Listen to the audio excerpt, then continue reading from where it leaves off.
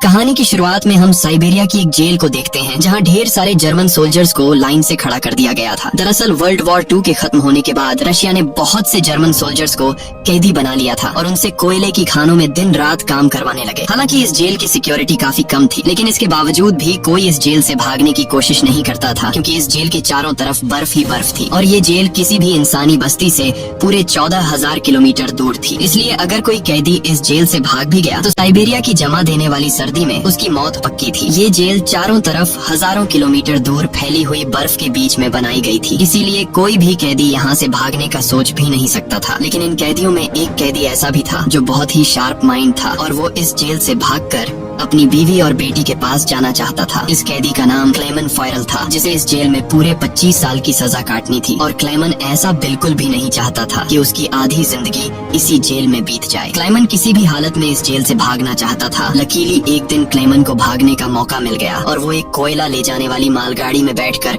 इस जेल से भाग निकला। अब जेल के बाहर जब उसने खुले आसमान में सितारों को देखा तो वो खुशी से झूम उठा, लेकिन ये खुशी कुछ ही देर की मेहमान थी। थोड़ी दूर चलने के बाद उस मालगाड़ी को रोक दिया गया और जब क्लेमन ने बाहर झांक कर देखा तो एक रशियन सोल्जर बंदूक ताने उसके सामने खड़ा था। बदकिस्मती से यहाँ क्लेमन पकड़ा गया और जेल से भागने के जुर्म में उसे एक ओपन एयर सेल में बंद कर दिया गया। सर्दी बहुत ज्यादा थी और रात में होने वाली बारिश ने क्लेमन की हालत खराब कर दी थी। उस सेल में क्लेमन को कुछ घंटों के लिए नहीं बल्कि पूरे 2 दिनों तक रखा गया। अब पूरे 2 दिन बाद अगली सुबह जेल का वार्डन उसके पास आया और उसे सेल से बाहर निकालकर उससे कुछ भी टॉर्चर नहीं किया गया। बस सिर्फ ये बोला कि तुम्हारे साथी बेसब्री से तुम्हारा इंतजार कर रहे हैं। अब जब क्लेमन अपने साथियों से मिला तो वो सब लाठियां और डंडे लेकर उसका इंतजार कर रहे थे। वो सब क्लेमन पर बहुत गुस्सा थे, क्योंकि क्लेमन के भागने की वजह से उन सबको पिछले 2 दिनों से भूखा रखा गया था। और क्लेमन को अब वार्डन की बात समझ में आ गई कि उसने क्यों कहा था कि तुम्हारे साथी तुम्हारा इंतजार कर रहे हैं। अब क्लेमन को देखते ही बाकी कैदियों ने उस पर हमला कर दिया और उसे बहुत बुरी तरह से मारा। इस मारपीट में क्लेमन इतना जख्मी हो गया कि उसे जेल के हॉस्पिटल में एडमिट करना पड़ा। इस जेल का डॉक्टर भी एक जर्मन कैदी था। जैसे ही क्लेमन होश में आया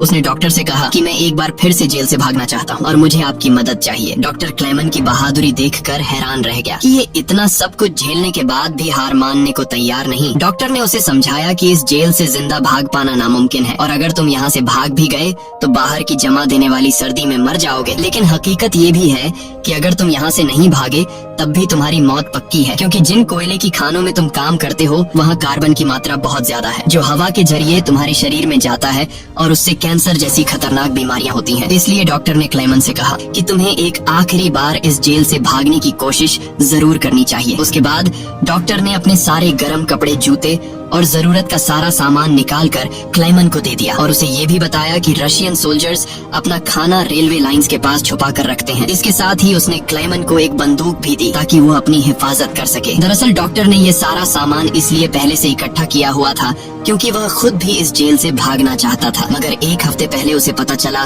कि वह कैंसर का मरीज है और उसके पास 1 महीने से ज्यादा वक्त नहीं है। अब उसने क्लेमन को एक लंच बॉक्स दिया और कहा कि अगर तुम जिंदा बच गए तो मेरी फैमिली तक ये लंच बॉक्स पहुंचा देना और कहना कि मैं इस दुनिया में अब नहीं रहा। यहाँ एक बार फिर से रात के अंधेरे में क्लेमन दोबारा भाग निकला और इस बार उसने मालगाड़ी की बजाय पैदल चलने का फैसला किया। वो पूरी रात पैदल चलने के बाद सुबह भी चलता रहता है, क्योंकि उसे डर रहता है कि कहीं रशियन सोल्जर उसे पकड़ न ले। अब जब सुबह वार्डन को पता चला कि क्लेमन जेल से फरार हो चुका है तो वो सीधा डॉक्टर से पूछताछ करने उसके कमरे में पहुंचा। लेकिन उसके पहुंचने से पहले ही डॉक्टर ने अपनी जान ले ली थी, क्योंकि उसे पता था कि क्लेमन के भागने की खबर सुनने के बाद वार्डन मुझे बहुत तड़पा कर मारेगा। इसके बाद वार्डन ने कई रशिया सिपाहियों को क्लेमन की तलाश में भेजा और उसे जिंदा पकड़कर वापस लाने का हुक्म दिया। लेकिन कई दिनों की तलाश के बाद भी उसे क्लेमन का कोई पता न चल सका। क्लेमन की खुशकिस्मती ये थी कि बर्फबारी स्टार्ट होने की वजह से उसके पैरों के निशान मिटते जा रहे थे, जिससे क्लेमन को ढूंढना मुश्किल पड़ रहा था। अब सबको लगने लगा कि क्लेमन इस सर्दी में जमकर मर चुका होगा, मगर वार्डन मानने को तैयार नहीं था, क्योंकि वार्डन जानता था कि क्लेमन बहुत स्ट्रॉन्ग है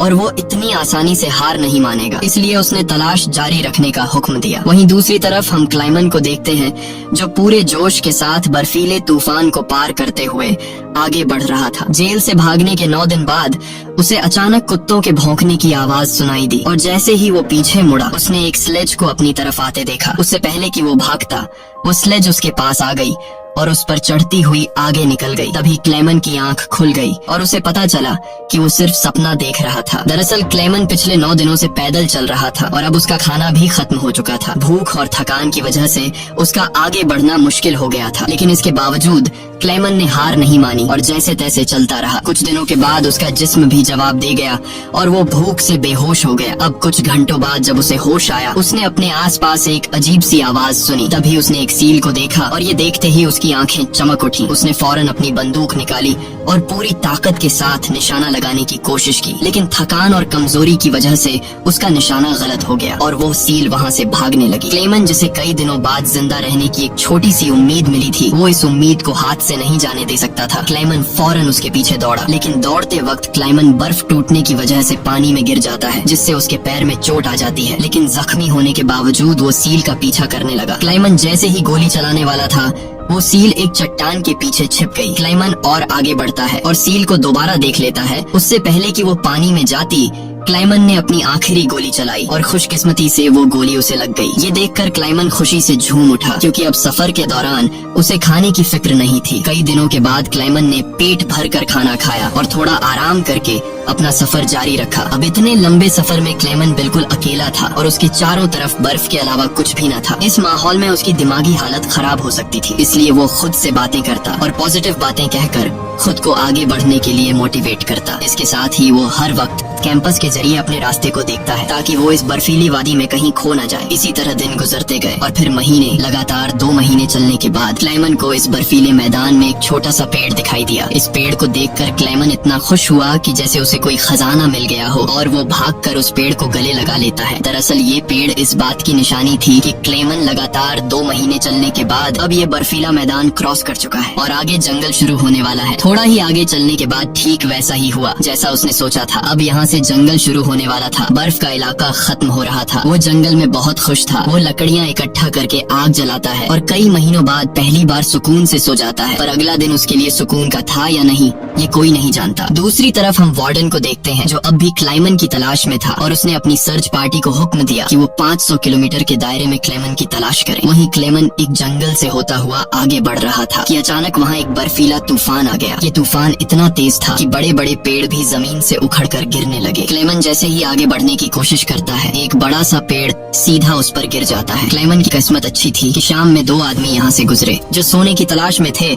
उन्होंने क्लेमन को देख लिया और वक्त पर उसकी जान बचा ली। उसके बाद ये तीनों एक साथ आगे बढ़े और कई दिनों के सफर के बाद बर्फीले मैदान से बाहर निकल आए। रास्ते में उन्हें एक दरिया मिला, जिसे पार करने के लिए उन्होंने लकड़ी की एक कश्ती बनाई। दरिया पार करते वक्त वह आपस में बातें करने लगे और एक दूसरे को बचपन के किस्से सुनाने लगे। लेकिन इसी बीच दरिया का बहाव तेज हो गया और कश्ती काबू से बाहर होने लगी। ऐसे में एक साथी का तवाजुन बिगड़ गया और वह सीधा पानी में जा गिरा।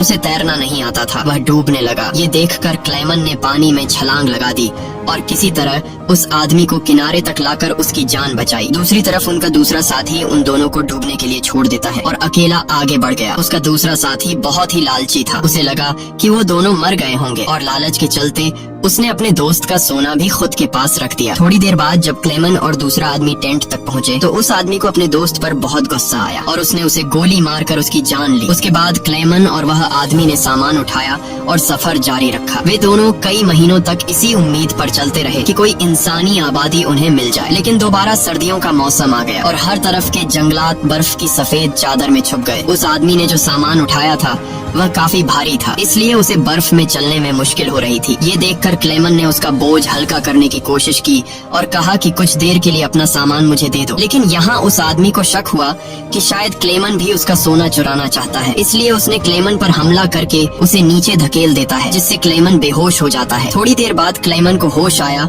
तो उसने देखा कि भेड़ियों का एक झुंड उसकी तरफ आ रहा है। अपनी जान बचाने के लिए वो एक दरख्त पर चढ़ने लगता है, लेकिन पेड़ पर चढ़ते वक्त एक भेड़िया उसका पांव पकड़ लेता है। लेकिन दरख्त कमजोर था और दरख्त दरमियान से टूट गया, जिससे क्लेमन नीचे गिर पड़ा। अब क्लेमन को लगा कि उसकी मौत पक्की है। तभी अचानक गोली चलने की आवाज आई। क्लेमन ने आंखें खोली तो उसने देखा कि कुछ भेड़िए मर चुके हैं और जो जिंदा थे वह भाग चुके हैं। दरअसल इलाके के शिकारियों ने आकर उसकी जान बचाई। वो उसे अपने गाँव ले गए, जहाँ गाँव के लोगों ने उसका इलाज किया। बरसों की मेहनत के बाद क्लेमन एक इंसानी आबादी तक पहुँच चुका था। लोगों को देखकर उसे बेहद खुशी हुई। कई दिनों तक वो गाँव में रुका और लोगों ने उसकी खूब खातिरदारी की। एक दिन गांव में एक लेटर आया जो किसी और का नहीं बल्कि खुद वार्डन का था। इसमें लिखा था कि एक जर्मन फौजी हमारी जेल से फरार हो चुका है और अगर किसी ने उसे पनाह दी तो वह गद्दार कहलाएगा। अब न चाहते हुए भी क्लेमन को यह गांव छोड़ना पड़ा, क्योंकि अगर वो यहाँ से नहीं जाता तो वार्डन इस गांव वालों को भी सजा देते। जाने से पहले गांव के लोगों ने उसे खाने पीने का सामान और एक शिकारी कुत्ता दे देते हैं। इस लंबे सफर में अब क्लेमन का एक साथी भी बन गया है, इसलिए अब उसे अकेलापन महसूस नहीं हो रहा था। वे दोनों कई दिनों तक चलते रहे। रास्ते में उन्हें एक लकड़ी की फैक्ट्री नजर आई और कुत्ता खाने की तलाश में उसकी तरफ दौड़ा। अब क्लेमन अपने कुत्ते को बचाने के लिए मिल के अंदर गया। वहाँ वर्करों ने क्लेमन को पहचान लिया और उसे मालिक के पास ले गए। वहाँ जाकर क्लेमन ने मालिक को अपनी पूरी कहानी सुनाई, जिससे सबको क्लेमन पर तरस आया। उन्होंने उसे खाना खिलाया और जर्मनी जाने वाली ट्रेन में बिठा दिया। क्लेमन खुश था कि वह जल्द अपने घर पहुँच जाएगा, लेकिन वो नहीं जानता था कि मिल के मालिक ने उसकी खबर वार्डन को दे दी है। अब वार्डन अपने सिपाहियों के साथ स्टेशन पर उसका इंतजार कर रहा था, लेकिन स्टेशन पहुँचने से पहले क्लेमन ने दूर से रशियन सोल्जर्स को देख लिया और मौका मिलते ही ट्रेन से कूदकर भाग निकला। मगर बदकिस्मती से रशियन सिपाहियों ने उसे देख लिया और उसका पीछा करने लगे। क्लेमन ने जल्दी से पटरियां पार की, लेकिन अचानक न जाने वार्डन कहां से सामने आ गया। ये देखकर क्लेमन का दिल घबरा गया, क्योंकि अब उसे लगा कि उसकी बरसों की मेहनत जाया हो गई। अब इससे पहले कि वार्डन उसे गिरफ्तार करता, क्लेमन के कुत्ते ने वार्डन पर हमला करके उसे काट लिया और यूं एक बार फिर से क्लेमन को भागने का मौका मिल गया और वह पूरी जान लगाकर यहाँ से भागने लगा। लेकिन तभी उसे गोली चलने की आवाज आई और जब उसने पीछे मुड़कर देखा तो उसने अपने कुत्ते को मरा हुआ देखा। ये देखकर क्लेमन को काफी दुख हुआ, लेकिन इसके बावजूद भी वो रुका नहीं और अपनी पूरी ताकत से आगे बढ़ता रहा। उसके बाद वो पुल के ऊपर चढ़ा और नीचे से गुजर रही ट्रेन के ऊपर कूदकर वहाँ से भाग निकला और कुछ इस तरह से वो वार्डन के हाथों से फिर बच निकला। अब ऐसे ही दिन गुजरते गए और क्लेमन आहिस्ता आहिस्ता इस सफर में आगे बढ़ता रहा। देखते ही देखते साल 1952 आ गया और अब क्लेमन को जेल से भागे हुए पूरे 7 साल हो चुके थे। वो उस वक्त सेंट्रल एशिया में था और एक गांव के मेले में इधर उधर भटक रहा था। उस मेले में उसने खाने पीने की अलग अलग चीजें देखी। खाने को तो उसका मन कर रहा था, लेकिन उसके पास पैसे नहीं थे, इसलिए वो दिल पर पत्थर रखकर आगे बढ़ गया। तभी उसकी नजर 2 लड़कियों पर पड़ी जो मेले में पैनकेक्स बेच रही थी। क्लेमन ये पैनकेक तो खाना चाहता था, लेकिन उस बेचारे की जेब में 1 पाई तक नहीं थी, इसलिए वो मायूस होकर आगे चलने लगा। पर तभी उनमें से एक लड़की को उस पर तरस आ गया और उसने पैनकेक का एक हिस्सा तोड़कर क्लेमन को दे दिया। पहले तो क्लेमन को थोड़ा अजीब लगा, फिर उसने लड़कियों का शुक्रिया अदा करते हुए वो पैनकेक खा लिया। अब इस मेले में एक ज्यूइश आदमी भी था जिसने ये सब कुछ देख लिया था। उसके बाद क्लेमन एक चर्च में गया और ये आदमी भी उसका पीछा करते हुए चर्च में आ पहुंचा। दरअसल ये आदमी भी किसी जमाने में एक कैदी हुआ करता था, इसलिए उसने क्लेमन को पुलिस के हवाले नहीं किया और उसकी मदद करने की कोशिश की। उसके बाद वो क्लेमन को लेकर अपने घर गया, जहाँ क्लेमन ने कई साल बाद शेव की और अपने पुराने हुलिये में वापस आया। फिर उस आदमी ने क्लेमन को एक नया पासपोर्ट दिया ताकि वो रशिया के बॉर्डर को क्रॉस करके जर्मनी पहुँच सके। क्लेमन उस आदमी से बहुत खुश हुआ। जाने से पहले क्लेमन ने उसका शुक्रिया अदा किया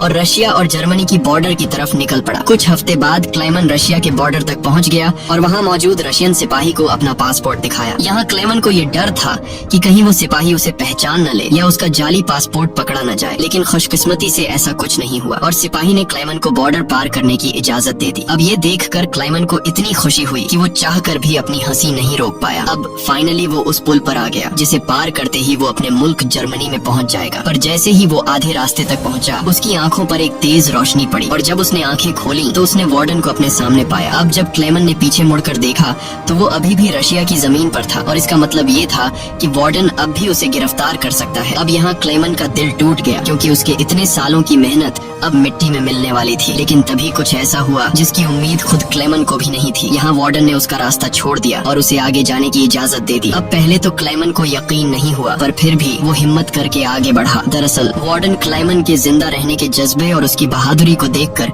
उससे काफी इंस्पायर हुआ, इसलिए उसने क्लेमन को गिरफ्तार नहीं किया और उसे अपने मुल्क वापस जाने दिया। और तभी वार्डन उससे ये कहता है, ये लड़ाई बस 2 सोल्जर्स के बीच थी, एक मैं और एक तुम, और इसे तुम जीत गए, जाओ अपनी जिंदगी जी लो। अब फाइनली क्लेमन ने उस बॉर्डर को पार किया और अपने देश जर्मनी पहुंच गया। इसके बाद वो अपने घर के करीब पहुंचा, जहां उसने अपनी बेटी और बीवी को देखा। अब थोड़ी देर बाद वो दोनों चर्च जाने के लिए घर से निकलती हैं, तो क्लेमन भी उनका पीछा करता हुआ चर्च में आ गया। हालांकि क्लेमन ने अभी तक अपनी बेटी को आवाज नहीं दी थी, क्योंकि उसे उम्मीद थी कि एक दिन जरूर उसके पिता आएंगे। जब उसकी बेटी ने पीछे मुड़कर देखा तो उसने अपने पिता को पहचान लिया और दौड़कर अपने अपने पिता को गले से लगा लिया। अब इतने सालों बाद क्लेमन को जिंदा देखकर उसकी वाइफ की खुशी का तो कोई ठिकाना नहीं था। फाइनली उन तीनों ने एक दूसरे को गले लगाया और इसी के साथ सच्ची कहानी पर बनाई गई ये फिल्म यहाँ पर खत्म हो गई। उम्मीद है आपको आज की कहानी पसंद आई हो। अगर आपको ये वीडियो अच्छी लगी हो तो इसे लाइक कर देना और चैनल को सब्सक्राइब कर